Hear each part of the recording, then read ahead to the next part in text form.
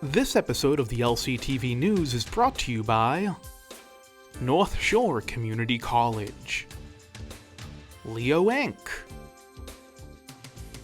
Brotherhood Credit Union, Daolis Brothers Construction, and King Movers and Storage.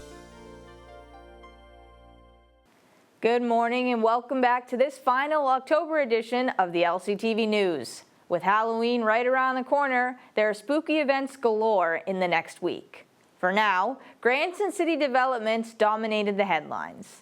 Mixed in with cultural and science-centric events, here's the news for Friday, October 25th, 2024.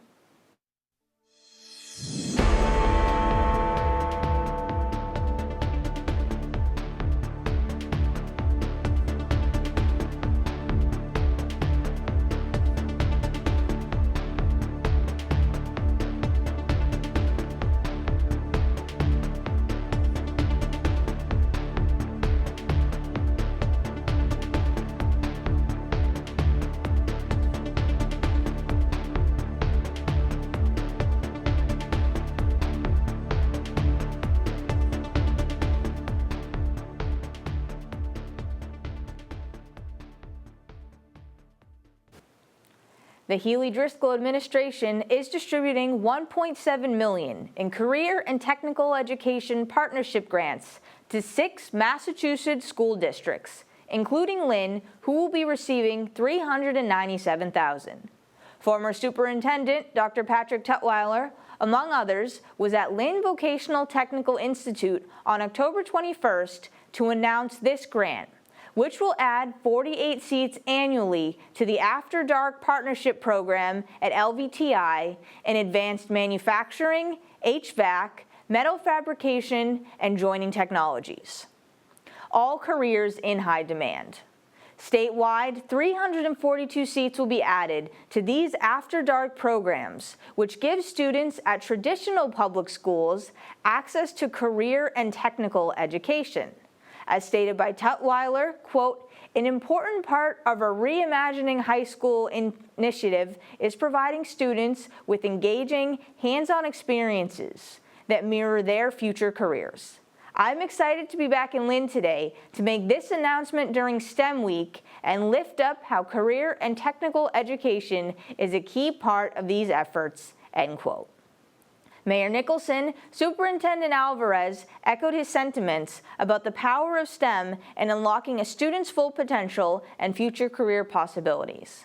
Following the speaking portion, members of Skills USA led officials in a tour through the Tech Advanced Manufacturing Shop and the Health Tech Classroom. Keeping on the theme of education, U.S. Representative Seth Moulton was in Lynn on the 23rd to see the results of $1.33 million allocated to Leo Inc. to renovate their preschool. This new facility on Broad Street will include 15 preschool classrooms with 270 seats for 3 to 5-year-olds and is slated to open in January of 2025. Here's more of what they had to say. On October 23rd, Congressman Seth Moulton, along with Mayor Nicholson and others, toured Leo's Early Education Center at 156 Broad Street.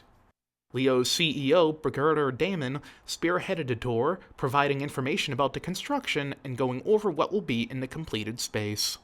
We're going to take you down to the lower level. That's where we have our commercial kitchen, conference room, and all like that. We're going to go into the kitchen. We cook and prepare all our own meals. Really, the most nutritious meal they get, through the day is with us. So this lower level, we will have 3 classrooms. Leo has received a $1.3 million allocation thanks to Congressman Moulton's support through Community Projects Fund, which has helped fund this expansion that has been worked on since last summer. One of our 2 playgrounds will be here, and this is large enough to accommodate 2 classrooms at a time. So we're really excited about that. After the tour, Congressman Moulton sat down and heard from parents and staff about what Leo has done and can do with this newly updated building. Since day one at registration, they made me feel very comfortable and very supportive. They let me know that they're going to do everything they can possible to take care of my child. Your work is important to not only to Leo's organization, but to entire community here. And not only this community, but Leo works for so many towns around. There's really no debate that education is the best investment, but there's also really no debate that the best education investment is early childhood, right? It's not where we spend most money. We should have the best universities in the world, but if we have the best universities in the world, we should also have the best early childhood education in the world, and we don't. Right. We don't. And Harvard's 14 miles from here. When this facility opens early next year, they will feature 15 preschool classrooms for 230 3 to 5-year-olds, 2 playgrounds, a kitchen, and more. Well, thank you again for coming, and we are very appreciative of the funding that you were able to secure for us. For LCTV News, I'm Riley. On Tuesday, October 22nd, Governor Healy announced that she will be appointing Thomas McGee as the next chair of the Massachusetts Bay Transportation Area Board of Directors. McGee has served as a board member since April of 2023 and will take over his new position on November 1st of this year. Previously, McGee served as mayor of Lynn from 2018 to 22 and has occupied a seat on the Mass DOT Board of Directors since June of 2023. Transport has been a part of his entire political career, dating back to 2003, when he became a member of the Joint Committee on Transportation while serving in the Senate. Quote, "I'm honored that Governor Healy has placed her faith in me to lead the incredible team at the MBTA Board of Directors.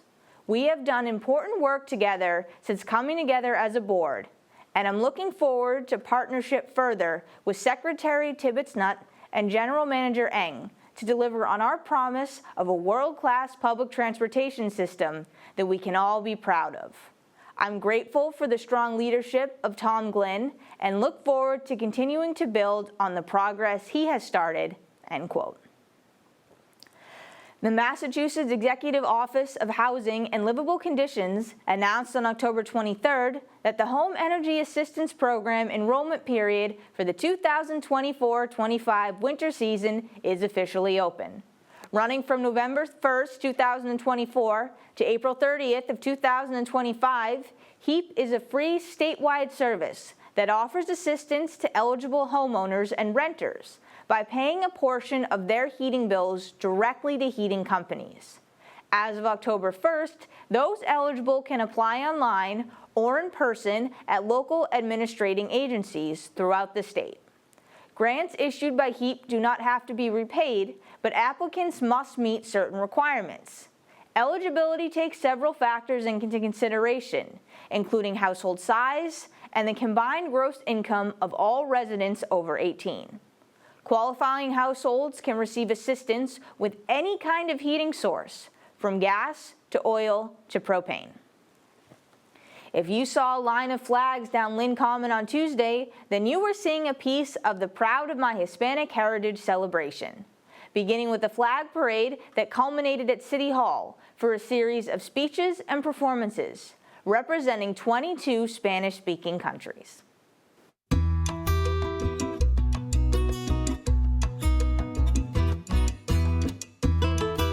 Ver que yo como maestra miraba que mis niños, I as a teacher saw that my children, les daba vergüenza hablar español, they were ashamed to speak in Spanish. que no aman su identidad, It means they don't love their identity, que su autoestima es baja. that their self-esteem is low. Entonces, este es el objetivo de este evento, que, So this is the objective of this event. que los estudiantes That our amen su students identidad, love their identity, amen su herencia, ya sea latina, herencia europea, whether herencia it be, africana, herencia a asiática, European or an Asian heritage, porque eso significa tener una alta autoestima. because loving it means having high self-esteem. My lived experience as a Dominican American navigating a bilingual tongue, cultural duality, sexuality, gender dynamics, and racial epithets definitely left my heart bruised. These experiences have informed my core values integrity, racial justice, and joy, to live my truth, fight for liberation, and celebrate every win along my journey. Yo soy un educador. I'm an educator. Pero siempre repito que la educación empieza por casa. But I always repeat this. Education starts at home. En la música, en la cultura, In music, en culture, los saberes tradicionales, in our traditional customs, en nuestras lenguas. in our tongues. Comenzamos con el español, We start with Spanish, pero también nuestras culturas hablan en cachiquel, but our cultures also speak proudly Caquichel, quechua, Quechua, náhuatl. Nahuatl. Y en esas lenguas And in those languages, también está nuestra historia que ahora vive en lo que nosotros aportamos a la sociedad. our history is in those languages, and they tell how we have contributed greatly to society. The Metropolitan Mayors Coalition has added the City of Lynn as a member, bringing their total to 17 municipalities. The MMC was founded over 20 years ago to bring together the leaders of Boston's urban community, helping officials work together more easily and efficiently to find solutions for local and regional issues. Currently, they represent 1.6 million residents living in 17 cities and towns, and are headed by the Medford Mayor and Cambridge City Manager. The MMC also runs 3 topical working groups: the Regional Housing Task Force, the Climate Preparedness Task Force, and an opioid working group, all of which coordinate regional projects and advocacy campaigns at the state level. Summed up perfectly by the Medford Mayor, quote, "The challenges our region faces don't stop at municipal borders, and our responses to them can't either. Welcoming Lynn to our coalition reflects that," end quote. Pipetting is a term that those outside the science realm might not be familiar with, but the night of the 23rd, these micro tools were a hit for kids attending STEM night with LynnLab at the public library. Add on sea creatures from surrounding beaches and DIY crafts, this event was a hit for this newer organization.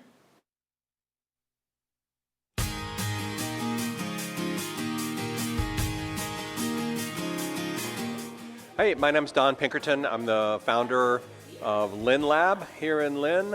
We are a community science experience for people. We're trying to bring science to the people of Lynn and get everybody engaged in opportunities that are available. We're here at the Lynn Public Library doing a STEM night for families. We've got a bunch of different activities going on. We've got pipetting, we have some build your own microscopes. We brought some sea creatures in from Nahant, and hoping everybody's having a great time here, and I'd love to see more people come down. So the best way to get involved, you can find us on the web. We're at LynnLab.org, and from there you can find our social media. We're on Facebook and LinkedIn, and our email address is info@LynnLab.org. I think mostly what we're trying to do is get people interested in sort of the world of science and see themselves doing it, and maybe realize that it's not so scary and it's not so intimidating and that anybody can do science. That's really what we're trying to do in the long run. Whether we do it with one activity or not, I don't know, we'll see. But we have enough activities and we'll get enough exposure, we'll get people to see. We're hoping to get people more involved. It's been great being here at the library. They've been super supportive. We're hoping to be working with the schools soon, doing some programs at some of the schools, and we hope to see you come to one of our events. And stick around later when we sat down with the founder of LynnLab on the Lowdown. Meanwhile, the afternoon of the 24th, the City of Lynn finalized a deal to purchase the Eastern Bank Operation Headquarters at 195 Market Street. Eastern Bank will remain a tenant in part of the building for 1 year. The remainder of the 5-story building will be used by LPS, becoming the new home for administrative offices from Bennett Street and the Frederick Douglass Collegiate Academy, an early college program from North Shore Community College.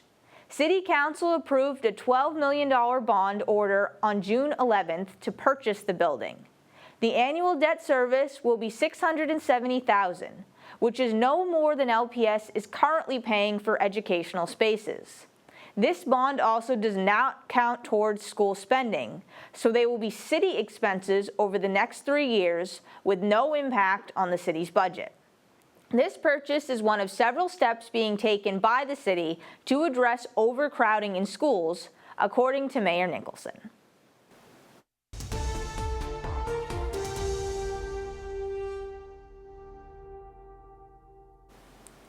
For the first time since 2022, the Lynn Tech / KIPP Academy girls cross country team are the Commonwealth Atlantic Conference champions.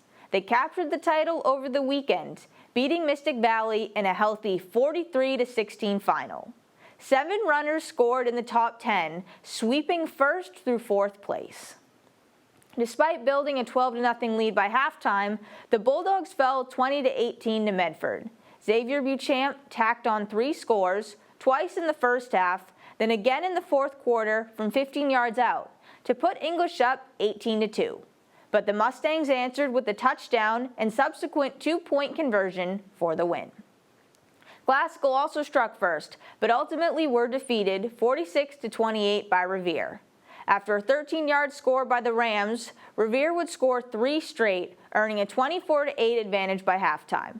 Glasgow scored to open the second half, but it proved to be too little, too late. Traveling to Haverhill for a matchup with Whittier Tech, Lynn Tech had no answers in a 32-26 loss. The highlight for the Tigers was a 64-yard touchdown catch and run by Colin McGow. A 22-14 win in enemy territory was already a good deal for Panthers football. Now add on the fact that it was their 50th win in just 8 seasons. Right off the bat, KIPP went for it on 4th down, and it paid off in the form of a 26-yard TD pass to Jose Cavarilla for an early 8-0 lead. Their quarterback, Eli Machado, threw for 3 touchdowns while also adding 61 yards with his legs on 5 rush attempts. In the third, KIPP went for another 4th down, which again resulted in a touchdown, this time on a connection between Machado and Uriel Feliz. Up 22-14, their defense kept the Witches out of the end zone for the remainder of the game. 6 games, 6 wins. It can't get much better than that for St. Mary's, who defeated Archbishop Williams handily 36-6 last Friday. By halftime, the Spartans already had 30 points, courtesy of touchdowns by 4 players. Rowan Merriweather got in the end zone in both halves, including the final touchdown of the game, combined with a defense that only gave up 6 points. In volleyball, all roads lead to Lynn, as the 15-3 Rams captured their 2nd consecutive Greater Boston League title on the 21st, besting Somerville on the road 25-15, 25-22, and 26-24. Senior Amanda Hughes led the way with 14 kills, 2 digs, and 2 aces. Hughes now has 503 kills in her career, making her the first Glasgow player ever to surpass the 500 mark. Down 22-24 in the 3rd set, it was captain Mia Pinto putting the pressure on Somerville, eventually serving an ace for the win. They won again 3-0 over North Andover on the 22nd. Nothing is slowing down the Tech Tigers either, who grabbed their 13th win of the year, 3-0 over Saugus. 3 Tigers registered multiple aces, including Leah Morales with 6, while the Spartans concluded their season with a 3-1 victory over Cathedral for an overall record of 9-11. KIPP boys soccer stayed level this week, registering 2 ties. First a 2-2 final versus Salem on the 21st, then a 1-1 split to Shawsheen on the 23rd. Rafael Consoro did the heavy lifting in both games, registering all 3 of the Panthers' goals. Rivals Rams and Bulldogs were in a similar position, battling to a 0-0 tie on the 22nd. Rounding out the teams, the Spartans also began this week with a scoreless draw to Swampscott, before clinching 2nd place in the Central Catholic League with a 2-0 win over Archbishop Williams on the 23rd. Anthony Gomez got the scoring started, and the Spartans held this 1-0 lead through the first, before Mauricio Marin provided an insurance goal in the second. For the girls, St. Mary's and Archbishop Williams clashed and concluded in a 0-0 draw on the 22nd. Kip and Tech faced off on senior night at Manning Field, battling to a 2-2 tie. The Tigers struck first off a goal by Cindy De Leon, who grabbed a loose ball and scored at the 24-minute mark. It was De Leon again, grabbing her own rebound and converting on her second try to give Tech a 2-0 lead going into the half. For the Panthers, it was Daniela Escobar with a goal of her own to cut the deficit to 2-1. With 17 minutes remaining, Priscilla Lopez came up with the game-tying shot to finish up both team seasons with a draw. English and Classical squared off on their senior night, where Classical came away with a 3-1 win. Mia Papazoglou led the way with 2 goals. English golf made a statement this season, earning second place in the Greater Boston League at 9-1-2. Coach Brett Malia was named GBL Coach of the Year for the second consecutive season. And tournament champions Riley Driscoll, John Crowley, and AJ Lopez were all named GBL All-Stars. Another week, another loss for the Patriots. A change of venue across the pond in London did nothing to help their defense woes as they lost 32-16 to the Jacksonville Jaguars. However, following the hosting of an 18th championship banner, the Boston Celtics are picking up right where they left off last year, beginning this season with a statement 132-109 victory over the New York Knicks. They had an NBA record 17 threes in the first and tied the lead record with 29 made threes in a game, including a 37-point, 10-assist night by Jason Tatum. LynnLab is the only science-based organization focused on giving students greater access to STEM activities and knowledge. This includes science nights, as you just saw, as well as pop-ups at a variety of festivals. Here is more from their founder and executive director.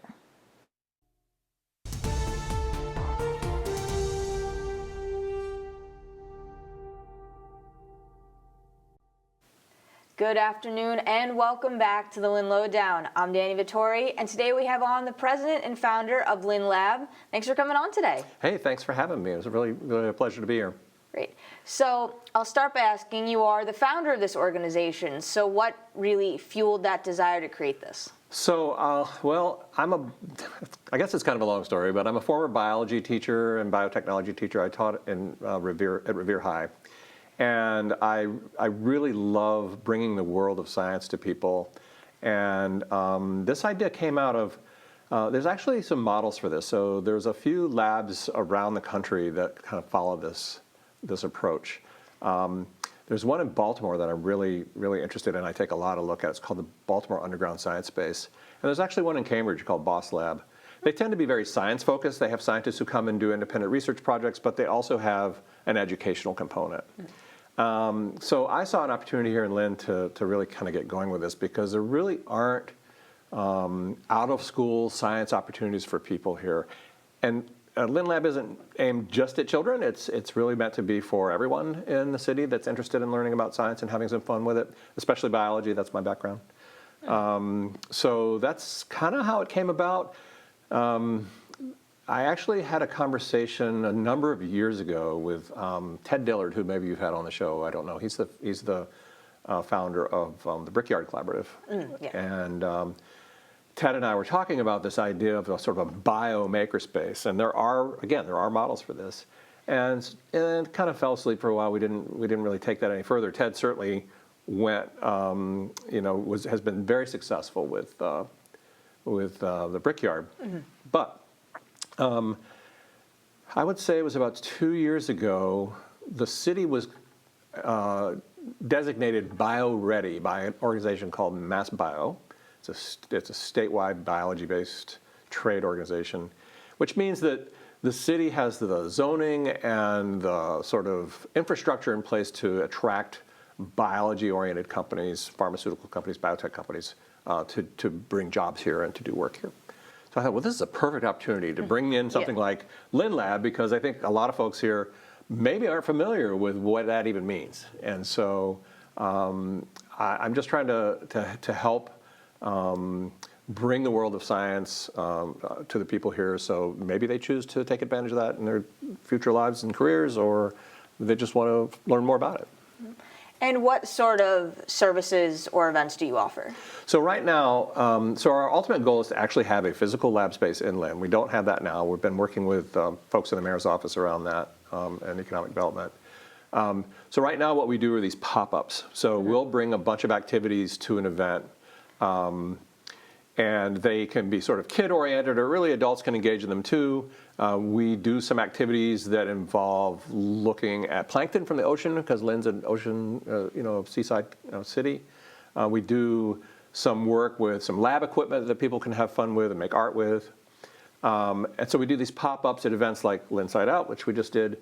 We also have partnered with the Lynn Public Library and the YMCA and Raw Artworks and the Lynn Museum to bring some programming directly to them. Also with Leap for Education, which does after-school programming here in the city. So you do quite a bit of collaborative work with other organizations. Oh, absolutely. I think it's really important to collaborate, because the great thing about Lynn is there's tons of organizations that are in place already. So that infrastructure is there, but the science isn't there. So right. I feel like I'm just sort of adding on to some of the existing programs. And for people who maybe come experience it for the first time, what do you hope they get out of this? I think what I'd like them to get out of it is that this is something that they can do, that science is accessible to everyone. You ask kids, and when I was a teacher, you'd ask kids, what's your image of a scientist? And they'd give you this sort of typical answer about some guy in a white lab coat or whatever.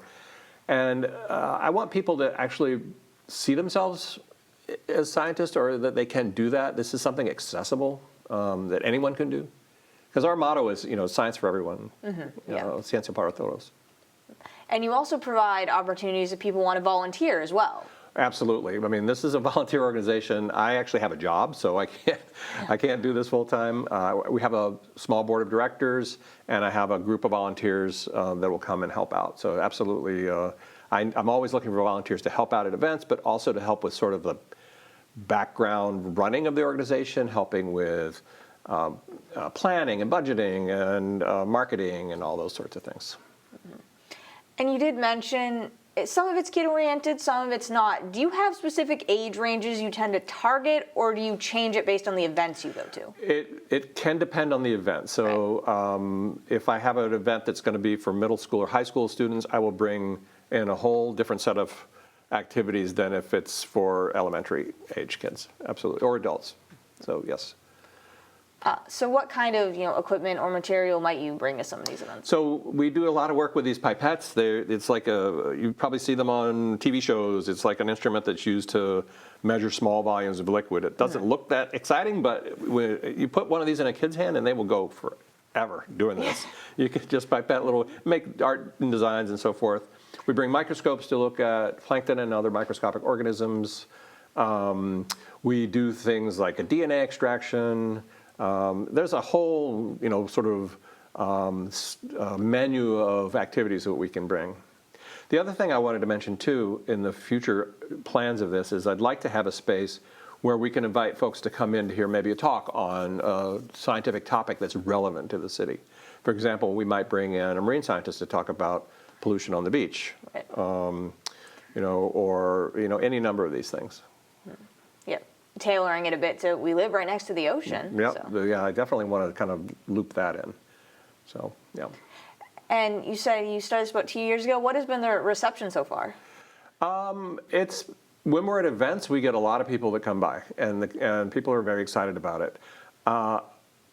When we have programs at locations, sometimes it can be a little challenging to get the word out. I think that's the main thing I think that we're trying to work on, is getting the word out a little bit more, so that when they see an event, like the one at the public library, they'll say, oh, that's cool, I want to check that out. So I'd like to see more folks turning out to some of these events. Again, I think it's new for a lot of people. They're not familiar with it, so they may not really be that willing to try. But if we can start off doing sort of festivals and pop-ups around, they'll start to see us, and maybe they'll start to come to some of our events. Yeah. And you mentioned wanting a permanent space. What would be sort of an ideal permanent space for something like this? I would say a space downtown on Union Street or right in the middle of town would be good. Somewhere that might have some parking would be great. It needs to have decent supply of water and some ventilation. Other than that, it's, actually think about a kitchen.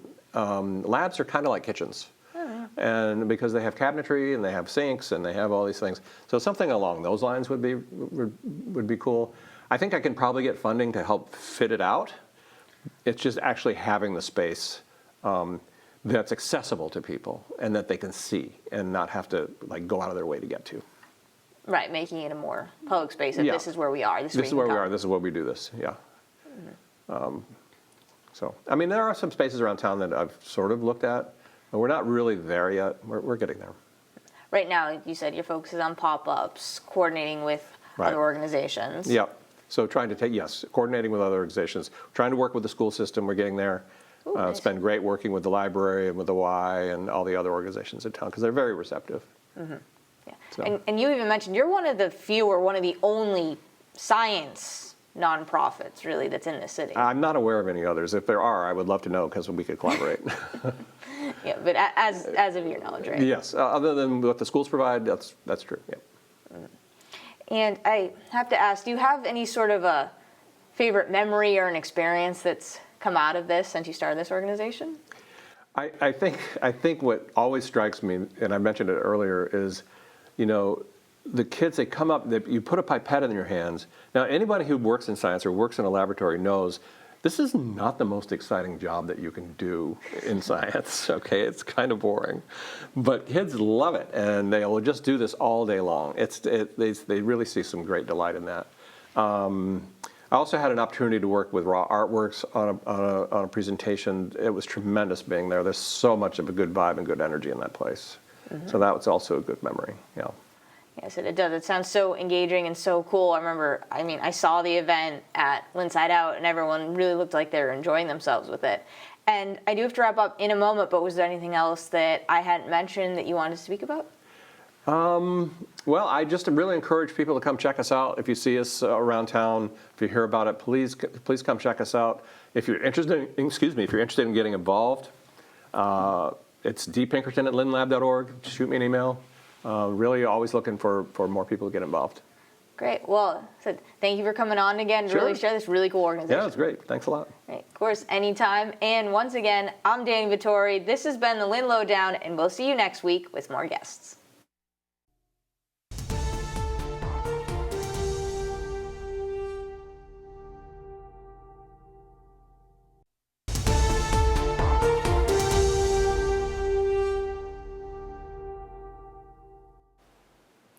This week into next, it is all Halloween events, beginning with a trick-or-treat at the Lynn Museum from 10 a.m. to 2 p.m. tomorrow, the 26th.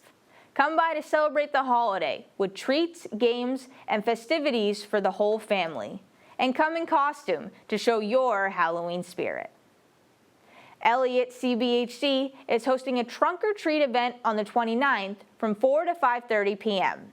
Come to their headquarters at 95 Pleasant Street for a fun, safe, and free way to celebrate Halloween with friends and family. Kids will have the chance to trick-or-treat in a safe parking lot full of decorated cars with candy. Come in your Halloween costume or your favorite pair of pajamas. Follow this up with a Halloween party and parade hosted by the City of Lynn that same night from 5:30 to 7:30 p.m. Trick-or-treat at City Hall with various city departments. Vote for who you think has the best decorated department door and get some pictures in the photo booth. Then show off your costume by participating in a parade to the Lynn Public Library, where there will be pizza, activities, and treats. There will be 2 parades, one at 6 p.m. with another at 7 p.m. That is the end of the road in this week's broadcast. As always, follow us on social media at Lynn Community TV for breaking news, our latest videos, and upcoming events. And visit LynnTV.org for the most complete community calendar in the city, our VOD, and member content. For staff content spanning back to our inception, head to Lynn Community Television on YouTube. I'm Dani Vittori, this is the LCTV News, and we will see you next week. This episode of the LCTV News is brought to you by North Shore Community College, Leo Inc., Brotherhood Credit Union, Daoulas Brothers Construction, and King Movers and Storage.